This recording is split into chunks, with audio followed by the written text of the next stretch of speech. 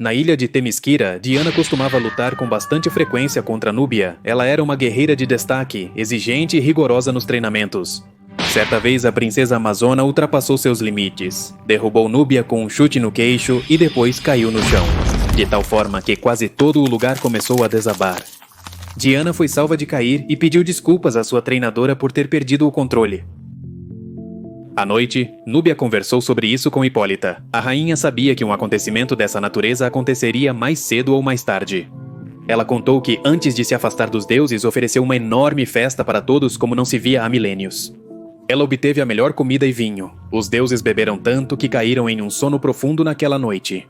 Hipólita aproveitou esse momento para pegar uma porção de sangue de cada um, até mesmo de Zeus.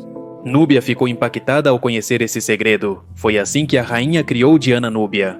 Comentou que a princesa era forte demais. Não era apenas um perigo para todos ao redor, mas também para si mesma.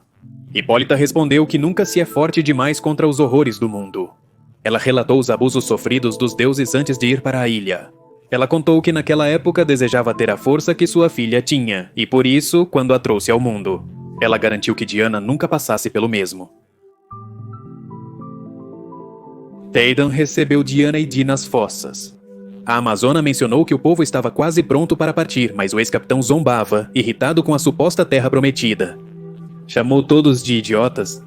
Diana o corrigiu, dizendo que as pessoas foram corajosas ao aceitarem a mudança, mas concordou que o trabalho havia sido quase impossível. Várias tarefas desafiadoras em sequência. Por isso, ela o visitou para pedir ajuda no planejamento e logística da viagem. Algo que confundiu Theoden e Di. Ela afirmava que se o libertassem, provavelmente Theoden as apunhalaria pelas costas. O velho persistia na ideia de que mudar era impossível, especialmente do jeito de Diana. Ele afirmava que as pessoas precisavam temer um punho firme, que não hesitasse em se livrar dos inúteis. Você governou seu mundo com medo e intimidação, violência e fazendo os outros se sentirem inferiores. Ainda assim, em menos de um dia, todo o seu mundo foi tirado de você. Você não acha que talvez seja a hora de tentar uma estratégia diferente? Essas palavras o fizeram refletir, e enquanto Diana se afastava das valas, Théoden a chamou de volta para revelar que em uma parte da cidade, ele tinha escondido veículos antigos e um pouco de gasolina para transportar as crianças e os idosos. Diana agradeceu por essa informação valiosa, com um sorriso sincero no rosto. Enquanto a amazona caminhava entre as pessoas, Di não parava de questioná-la sobre sua maneira de ver o mundo, especialmente sobre a forma como tratava Théoden. Pois esse ex-capitão havia machucado muito sob seu comando e, na visão dela, ele não merecia uma segunda chance para se redimir. Diana então compartilhou sua perspectiva com ela. Vivi durante séculos, e quando alguém vive tanto tempo, começa a enxergar, não em anos, mas em vidas. Do meu ponto de vista, vejo a possibilidade de mudança, mesmo que leve décadas. Theoden não começou sua vida como uma pessoa cruel. Espero que, com um pouco de confiança, ele não termine sua vida dessa forma. Edok chamou Diana para mostrar algo importante. Tal tinha conseguido construir um barco e facilitar a travessia até a ilha. Também adicionou alguns artefatos no cinto que seriam úteis. Logo, as pessoas estavam prontas e começaram a se mover. Sofreram com o sol durante o dia e com o frio e o perigo durante a noite. Diana ansiava em seu íntimo fazer o que era correto. Ao descansar, ela observava seus pulsos descobertos, indagando-se sobre o paradeiro de seus braceletes. Ela recordou quando Núbia entregou os artefatos pessoalmente, explicando que, apesar de a enfraquecerem, eram para sua proteção, controlando seu poder.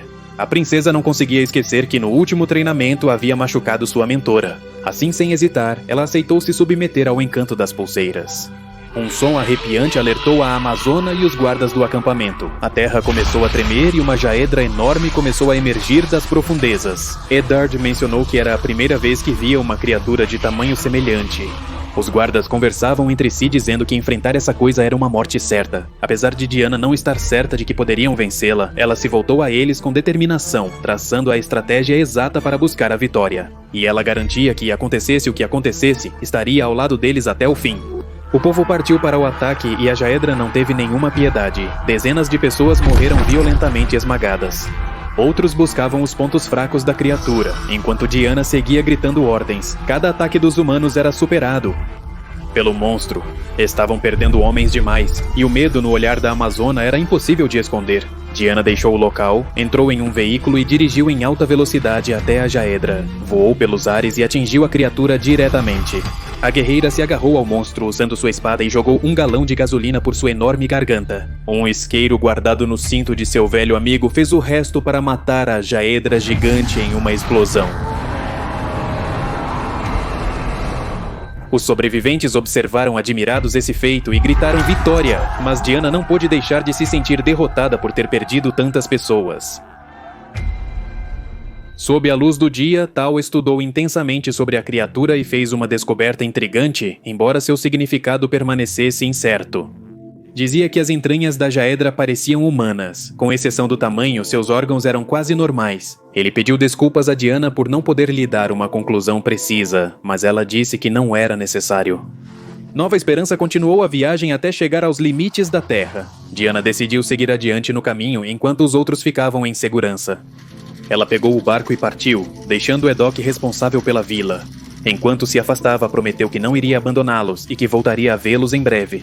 Quando a noite caiu, Di começou a ter dúvidas sobre o caminho que haviam tomado, mas logo a ilha de Themyscira apareceu diante deles.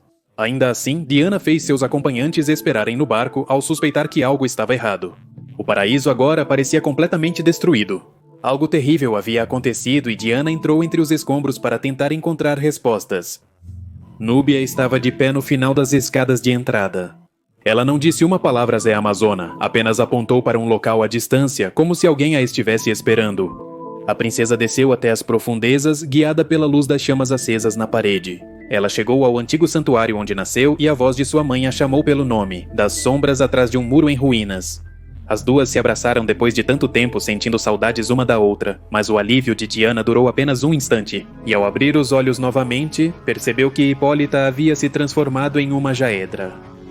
Horrorizada, Diana perguntou a Hipólita o que tinha acontecido, que logo colocou as mãos sobre ela para lhe responder. Ela mostrou que os humanos bombardearam a ilha tão violentamente que quase nada restou. Apesar da tentativa de destruí-las, os responsáveis esqueceram que as Amazonas descendiam dos deuses, não podendo matá-las dessa maneira. A radiação apenas conseguiu mudar as coisas drasticamente. Fizeram com que elas mutassem. Desde então, Hipólita havia enviado as Aedras ao redor do mundo como forma de vingança para punir a humanidade continuamente por esse ato do passado. Então, algo que a rainha não conseguia compreender era por que Diana estava matando suas irmãs. Dia apareceu de repente, cortando os braços de Hipólita e tirando Diana desse transe. Tal estava sendo perseguida por Núbia, mas Diana se colocou em seu caminho apenas para ser derrubada com um único chute. Hipólita observava incrédula sua filha, ainda se esforçando para proteger os humanos. Mesmo após tudo que eles tinham feito no passado, antes que as coisas piorassem, Tal ativou uma granada de luz que lhes deu tempo suficiente para fugir. Eles chegaram rapidamente à superfície e perceberam que seja lá o que Hipólita fez com Diana, de alguma forma drenou sua energia. Ela não conseguia nem mesmo ficar de pé. Núbia os alcançou. Bem rápido, atravessou Tal com sua espada sem que ninguém pudesse fazer nada por ele. A guardiã encurralou seus alvos no topo de uma torre. Eles não tinham escapatória, e milagrosamente uma voz vinda do alto fez a ameaça recuar. Chita apareceu majestosa no meio da tempestade, sobrevoando em um pégaso. Ela atingiu Núbia diretamente, lançando-a contra o chão. Apesar de Bárbara ter tentado continuar a luta empunhando uma espada, sua falta de habilidade impediu que o combate se prolongasse muito mais. Chita foi ferida na luta, mas não desistiu. Ela atingiu o rosto de Núbia, lançando seu capacete pelos ares e revelando seu rosto horrível. Os forasteiros partiram imediatamente sem que ninguém pudesse alcançá-los.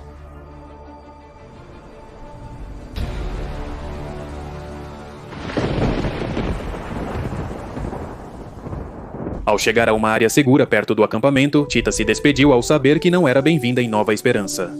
Di insistiu em buscar ajuda para tratar os ferimentos da viagem, mas Diana recusou voltar ao acampamento.